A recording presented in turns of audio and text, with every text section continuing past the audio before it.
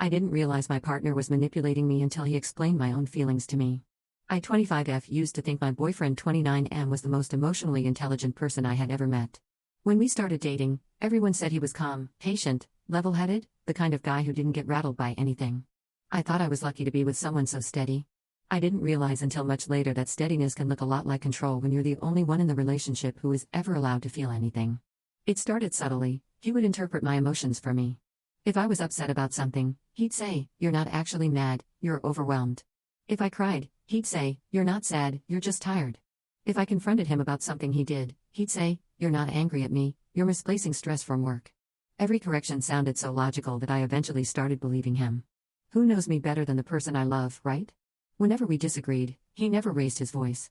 Instead, he'd sit there with this therapist-like expression and say, "Let's talk about what's really going on with you." It was subtle, but the message was always the same. My feelings were incorrect until he approved them. Once, when he forgot an important date and I told him it hurt, he said, "You're not hurt. You just struggle with unrealistic expectations." When he made a joke at my expense in front of friends and I told him later that it bothered me, he said, "You're not bothered. You're anxious about how you come across." I didn't realize until recently that he never once acknowledged my feelings as real. They were always reframed as something else, something that made his actions reasonable and my reactions irrational. This went on for almost a year. And the scary part is that I started losing track of what I actually felt. I stopped trusting my gut. I stopped expressing things out loud because I knew he would correct me. I apologized constantly because somehow, through his explanations, everything wrong in our relationship could be traced back to my personality, my insecurities, my stress, my tendency to assume the worst. He created a world where any negative reaction I had was proof that I needed him, because he was the only one who could explain it to me. The moment everything clicked was embarrassingly small. We were at the grocery store, and I grabbed the wrong type of pasta. He corrected me, smiled, and said, "You're just overwhelmed and not paying attention." But I wasn't overwhelmed. I wasn't distracted. I just grabbed the wrong box. It was a normal, human mistake. But something about the way he confidently narrated my internal state, like he had a front row seat to my brain while I was just an unreliable narrator, made something in my mind snap into place. I realized I had stopped having my own emotions. I had his versions of them. It only got worse once I noticed it. He started using his interpretations to rewrite situations entirely.